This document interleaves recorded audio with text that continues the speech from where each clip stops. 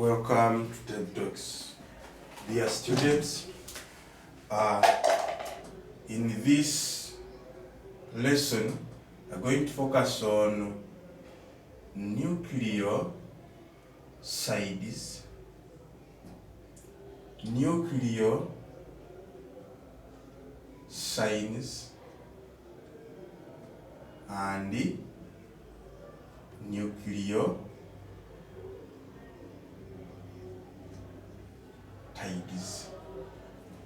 Three chemical species we are going to focus on two.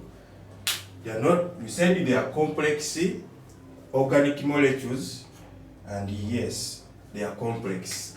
Let's begin with the nucleosides. This refers to a combination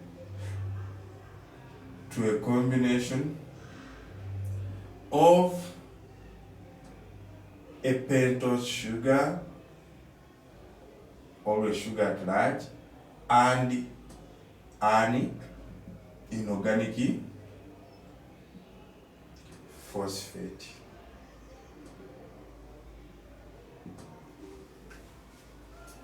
So, how does a pentose sugar, which were illustrated here, join to a phosphate group? Remember, this is carbon atom number 1, 2, 3, 4, and carbon atom number 5. If this is our inorganic phosphate here, which is P, OH, OH, OH, O, like that. And this one is also holding hydrogen, and your H here. A nucleoside is formed in a condensation reaction to form a bond which is going to be now called a phosphoester bond with others left there.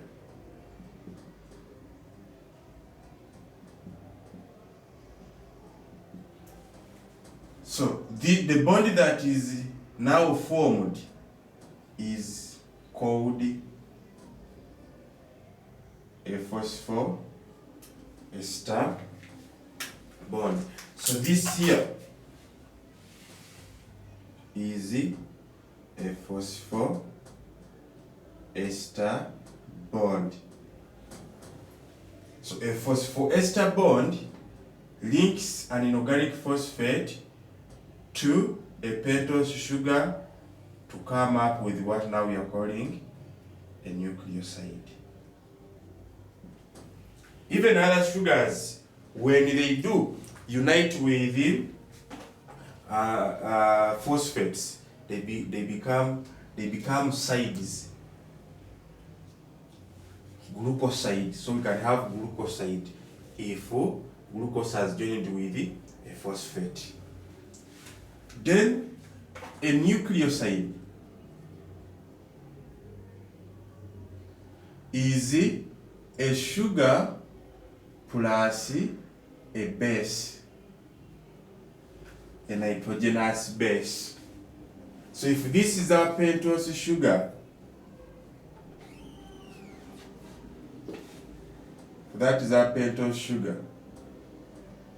That is carbon atom number 1, 2, 3, 4, and 5. The base joins on carbon atom number 1 to get exposed there. So if the base is A, it means that is adenosine. So we shall spell the whole of it as adenosine, because this is the sugar and that is a base. If the base becomes G, then our name becomes guanosine.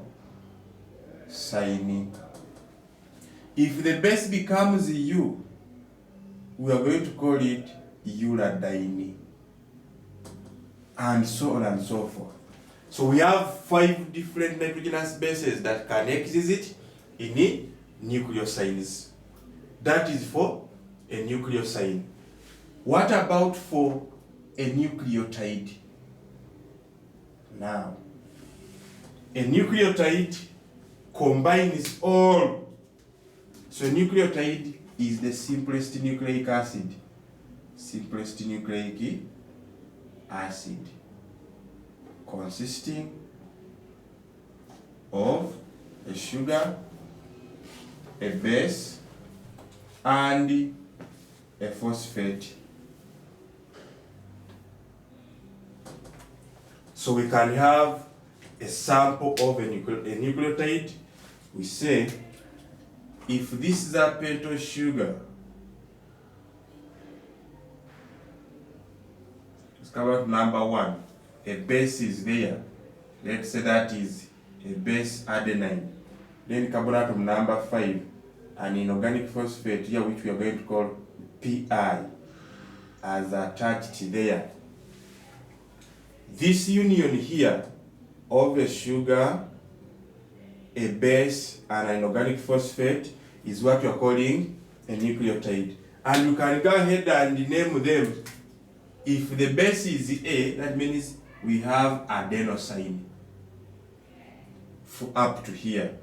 If we have a single phosphate, we say monophosphate. So where do the simplest nucleic acids play part in lives of organisms? Because we're looking at chemicals of life. If it is a chemical of life, it means it has at least a significance, a role it plays in living systems. So you can say functions of nucleotides. Functions of nucleotides. Do they have any function? Yes. The first one is that they are building blocks. They are building blocks of other nucleic acids, like DNA, as we shall expand it. That is their first function. The second function is they are used to form ATP, or we can call them multiphosphorylated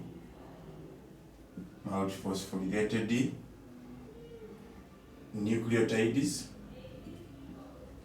which are energy packets in the body.